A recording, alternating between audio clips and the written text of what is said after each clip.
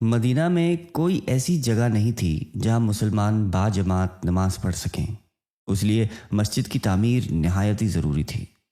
آپ علیہ السلام کی قیام گاہ کے قریب ہی بنو نجار کا ایک باغ تھا۔ آپ علیہ السلام نے مسجد تعمیر کرنے کے لیے اس باغ کو قیمت دے کر خریدنا چاہا۔ ان لوگوں نے یہ کہہ کر کہ یا رسول اللہ، ہم خدا ہی سے اس کی قیمت وصول کر لیں گے، مفت میں زمین مسجد کی تعمیر کے لیے پیش کر دی۔ لیکن چونکہ یہ زمین اصل میں دو یتیموں کی تھی، اس لیے آپ علیہ السلام نے ان دونوں یتیم بچوں کو بلایا۔ ان یتیم بچوں نے بھی زمین مسجد کے لیے نظر کرنی چاہی، مگر آپ علیہ السلام نے اس کو پسند نہیں فرمایا۔ اس لیے حضرت ابو بکر صدیق رضی اللہ تعالیٰ عنہ کے مال سے آپ نے اس کی قیمت ادا فرمائی۔ اس زمین میں چند درخت، کچھ کھنڈرات اور کچھ مشرکوں کی قبریں تھیں۔ آپ نے درختوں کے کاٹنے اور مشرکین کی قبروں کو کھود کر پھینک دینے کا حکم دیا۔ پھر زمین ہموار کر کے خود آپ نے اپنے دست مبارک سے مسجد کی بنیاد ڈالی اور کچی اینٹوں کی دیوار اور کھجوروں کے ستونوں پر کھجوروں کی پتیوں سے چھت بنائی جو بارش میں ٹپکتی تھی۔ اس مسجد کی تعمیر میں صحابہ کرام کے ساتھ آپ علیہ السلام خود بھی اینٹیں اٹھا اٹھا کر لاتے۔ یہ مسجد ہر قسم کے دنیاوی تکلفات سے پاک اور اسلام کی سادگی کی سچی اور صحیح تصویر تھی۔ مسجد کے کنارے پر ایک چبوترا تھا جس پہ کھجور کے پتوں سے چھت بنا دی گئی تھی۔ اس چبوترے کا نام صفا تھا۔ جو صحابہ گھر بار نہیں رکھتے تھے وہ اسی چبوترے پہ سوتے بیٹھتے تھے، اور یہی لوگ اصحاب صفا کہلاتے ہیں۔ حضرت بی بی عائشہ رضی اللہ تعالیٰ عنہا کا آپ علیہ السلام سے نکاح تو ہجرت سے پہلے مکہ میں ہی ہو چکا تھا، مگر ان کی رخصتی ہجرت کے پہلے ہی سال مدینہ میں ہوئی۔ آپ علیہ السلام نے ایک پیالہ دودھ سے لوگوں کی دعوت ولیمہ فرمائی۔ مہاجرین جو اپنا سب کچھ مکہ میں چھوڑ کر مدینہ چلے گئے تھے، ان لوگوں کی سکونت کے لیے بھی آپ علیہ السلام نے مسجد نبوی کے قرب و جوار ہی میں انتظام فرمایا۔ انصار نے بہت بڑی قربانی دی کہ نہایتی فراخ دلی کے ساتھ اپنے مہاجر بھائیوں کے لیے اپنے مکانات اور زمینیں دیں، اور مکانوں کی تعمیرات میں ہر قسم کی امداد پہنچائی، جس سے مہاجرین کی آباد کاری میں بڑی سہولت ہو گئی۔ سب سے پہلے جس انصاری نے اپنا مکان آپ علیہ السلام کو بطور ہدیہ نظر کیا، اس خوش نصیب کا نام حضرت حارث بن نعمان رضی اللہ تعالیٰ عنہ ہے۔ چنانچہ ازواج مطہرات کے مکانات حضرت حارث بن نعمان ہی کی زمین پر بنائے گئے تھے۔ مسجد نبوی کی تعمیر تو مکمل ہو گئی، مگر لوگوں کو نمازوں کے وقت جمع کرنے کا کوئی ذریعہ نہیں تھا جس سے نماز با جماعت کا انتظام ہوتا۔ اس سلسلے میں آپ علیہ السلام نے صحابہ کرام سے مشورہ فرمایا۔ بعض نے نمازوں کے وقت آگ جلانے کا مشورہ دیا، بعض نے ناقوس بجانے کی رائے دی، مگر آپ علیہ السلام نے غیر مسلموں کے ان طریقوں کو پسند نہیں فرمایا۔ حضرت عمر رضی اللہ تعالیٰ عنہ نے یہ تجویز پیش کی کہ ہر نماز کے وقت کسی آدمی کو بھیج دیا جائے جو پوری مسلم آبادی میں نماز کا اعلان کر دے۔ آپ علیہ السلام نے اس رائے کو پسند فرمایا اور حضرت بلال رضی اللہ تعالیٰ عنہ کو حکم فرمایا کہ وہ نمازوں کے وقت لوگوں کو پکار دیا کرے۔ چنانچہ وہ الصلاۃ الجامعہ کہہ کر پانچوں نمازوں کے وقت اعلان کرتے تھے۔ اسی درمیان میں ایک صحابی حضرت عبداللہ بن زید انصاری رضی اللہ تعالیٰ عنہ نے خواب میں دیکھا کہ اذان شرعی کے الفاظ کوئی سنا رہا ہے۔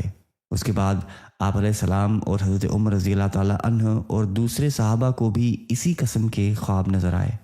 آپ علیہ السلام نے اس کو اللہ کی طرف سے سمجھ کر قبول فرمایا اور حضرت عبداللہ بن زید رضی اللہ تعالیٰ عنہ کو حکم دیا کہ تم بلال کو اذان کے کلمات سکھا دو، کیونکہ وہ تم سے زیادہ بلند آواز ہیں۔ چنانچہ اسی دن سے شرعی اذان کا طریقہ جو آج تک جاری ہے اور قیامت تک جاری رہے گا شروع ہو گیا۔ حضرات مہاجرین چونکہ انتہائی بے سر و سامانی کی حالت میں بالکل خالی ہاتھ اپنے اہل و عیال کو چھوڑ کر مدینے آئے تھے، اس لیے پردیس میں مفلسی کے ساتھ وحشت، بیگانگی اور اپنے اہل و عیال کی جدائی کا صدمہ محسوس کرتے تھے۔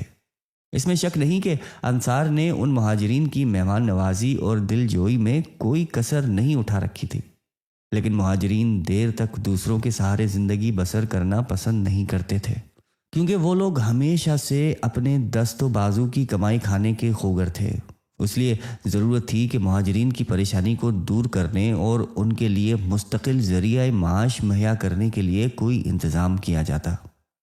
اس لیے آپ علیہ السلام نے خیال فرمایا کہ انصار و مہاجرین میں رشتہ اخوت یعنی بھائی چارہ قائم کر کے ان کو بھائی بھائی بنا دیا جائے، تاکہ مہاجرین کے دلوں سے اپنی تنہائی اور بے کسی کا احساس دور ہو جائے، اور ایک دوسرے کے مددگار بن جانے سے مہاجرین کے ذریعہ معاش کا مسئلہ بھی حل ہو جائے گا۔ چنانچہ مسجد نبوی کی تعمیر کے بعد ایک دن آپ علیہ السلام نے حضرت انس بن مالک رضی اللہ تعالیٰ عنہ کے مکان میں انصار و مہاجرین کو جمع فرمایا۔ اس وقت تک مہاجرین کی تعداد 45 یا 50 تھی۔ آپ علیہ السلام نے انصار کو مخاطب کر کے فرمایا کہ یہ مہاجرین تمہارے بھائی ہیں۔ پھر مہاجرین اور انصار میں سے دو دو شخص کو بلا کر فرماتے گئے کہ یہ اور تم بھائی بھائی ہو۔ آپ علیہ السلام کے ارشاد فرماتے ہی یہ رشتہ بالکل حقیقی بھائی جیسا رشتہ بن گیا۔ چنانچہ انصار نے مہاجرین کو ساتھ لے جا کر اپنے گھر کی ایک ایک چیز سامنے لا کر رکھ دی اور کہہ دیا کہ آپ ہمارے بھائی ہیں، اس لیے ان سب سامانوں میں سے آدھا آپ کا اور آدھا ہمارا ہے۔ حد ہو گئی کہ حضرت سعد بن ربیع انصاری جو حضرت عبد الرحمن بن عوف مہاجر کے بھائی قرار پائے تھے، ان کی 2 بیویاں تھیں۔ حضرت سعد بن ربیع انصاری رضی اللہ تعالیٰ عنہ نے حضرت عبد الرحمن بن عوف رضی اللہ تعالیٰ عنہ سے کہا کہ میری ایک بیوی جسے آپ پسند کریں میں اس کو طلاق دے دوں اور آپ اس سے نکاح کر لیں۔ اس میں شک نہیں کہ انصار کا یہ ایثار ایک ایسا بے مثال شاہکار ہے کہ اقوام عالم کی تاریخ میں اس کی مثال ملنا مشکل ہے۔ مگر مہاجرین نے کیا طرز عمل اختیار کیا، یہ بھی ایک قابل تقلید تاریخی کارنامہ ہے۔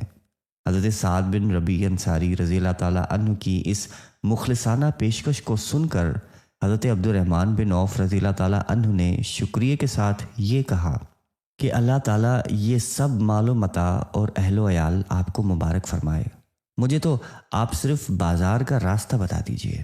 انہوں نے مدینے کے مشہور بازار کا راستہ بتا دیا۔ حضرت عبد الرحمن بن عوف رضی اللہ تعالیٰ عنہ بازار گئے اور کچھ گھی کچھ پنیر خرید کر شام تک بیچتے رہے۔ اسی طرح روزانہ وہ بازار جاتے رہے اور تھوڑے ہی عرصے میں وہ کافی مالدار ہو گئے اور ان کے پاس اتنا سرمایہ جمع ہو گیا کہ انہوں نے شادی کر کے اپنا گھر بسا لیا۔ جب یہ بارگاہ رسالت میں حاضر ہوئے تو آپ علیہ السلام نے دریافت فرمایا کہ تم نے بیوی کو کتنا مہر دیا؟ عرض کیا کہ 5 درہم برابر سونا۔ ارشاد فرمایا کہ اللہ تعالیٰ تمہیں برکتیں عطا فرمائے، تم دعوت ولیمہ کرو اگرچہ ایک بکری ہی ہو۔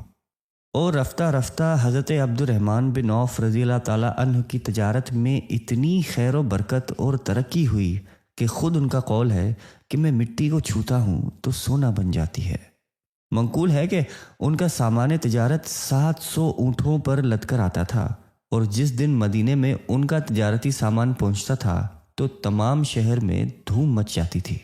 حضرت عبد الرحمن بن عوف رضی اللہ تعالیٰ عنہ کی طرح دوسرے مہاجرین نے بھی دکانیں کھول لیں۔ حضرت ابو بکر صدیق رضی اللہ تعالیٰ عنہ کپڑے کی تجارت کرتے تھے۔ حضرت عثمان رضی اللہ تعالیٰ عنہ بازار میں کھجوروں کی تجارت کرنے لگے۔ حضرت عمر رضی اللہ تعالیٰ عنہ بھی تجارت میں ہی مشغول ہو گئے۔ دوسرے مہاجرین نے بھی چھوٹی بڑی تجارت شروع کر دی تھی۔ غرض باوجود یہ کہ مہاجرین کے لیے انصار کا گھر مستقل مہمان خانہ تھا، مگر مہاجرین زیادہ دنوں تک انصار پر بوجھ نہیں بنے، بلکہ اپنی محنت اور بے پناہ کوششوں سے بہت جلد اپنے پاؤں پر کھڑے ہو گئے۔ مدینہ میں انصار کے علاوہ بہت سے یہودی بھی آباد تھے۔ انہوں نے مدینے کے اطراف میں نہایت ہی مضبوط اور مستحکم قلعے بنا رکھے تھے۔ ہجرت سے پہلے یہودیوں اور انصار میں ہمیشہ اختلاف رہتا تھا، اور وہ اختلاف اب بھی موجود تھا، اور انصار کے دونوں قبیلے اوس اور خزرج بہت کمزور ہو چکے تھے، کیونکہ مشہور لڑائی جنگ بعث میں ان دونوں قبیلوں کے بڑے بڑے سردار اور نامور بہادر آپس میں لڑ کر قتل ہو چکے تھے، اور یہودی ہمیشہ اس قسم کی تدبیروں اور شرارتوں میں لگے رہتے تھے کہ انصار کے یہ دونوں قبائل ہمیشہ ٹکراتے رہیں اور کبھی بھی متحد نہ ہو پائیں۔ ان وجوہات کی بنا پر حضور اکرم صلی اللہ علیہ وآلہ وسلم نے یہودیوں اور مسلمانوں کے آئندہ تعلقات کے بارے میں ایک معاہدے کی ضرورت محسوس فرمائی، تاکہ دونوں فریق امن و سکون کے ساتھ رہیں اور آپس میں کوئی تصاد اور ٹکراؤ نہ ہو۔ چنانچہ آپ علیہ السلام نے انصار اور یہود کو بلا کر معاہدے کی ایک دستاویز لکھوائی، جس پر دونوں فریقوں کی دستخط ہوئی۔ اس معاہدے کا خلاصہ کچھ اس طرح سے ہے کہ خون بہا یعنی جان کے بدلے جو مال دیا جاتا ہے، اور فدیہ قیدی کو چھڑانے کے بدلے جو رقم دی جاتی ہے اس کا جو طریقہ کار پہلے سے چلا آتا تھا اب بھی وہ قائم رہے گا۔ یہودیوں کو مذہبی آزادی حاصل رہے گی، ان کے مذہبی رسوم میں کوئی دخل اندازی نہیں کی جائے گی۔ یہودی اور مسلمان باہمی دوستانہ برتاؤ رکھیں گے۔ یہودی یا مسلمانوں کو کسی سے لڑائی پیش آئے گی تو ایک فریق دوسرے کی مدد کرے گا۔ اگر مدینے پہ کوئی حملہ ہوگا تو دونوں فریق مل کر حملہ آور کا مقابلہ کریں گے۔ کوئی فریق قریش اور ان کے مددگاروں کو پناہ نہیں دے گا۔ کسی دشمن سے اگر ایک فریق صلح کرے گا تو دوسرا فریق بھی اس صلح میں شامل ہوگا، لیکن مذہبی لڑائی اس سے مستثنی رہے گی۔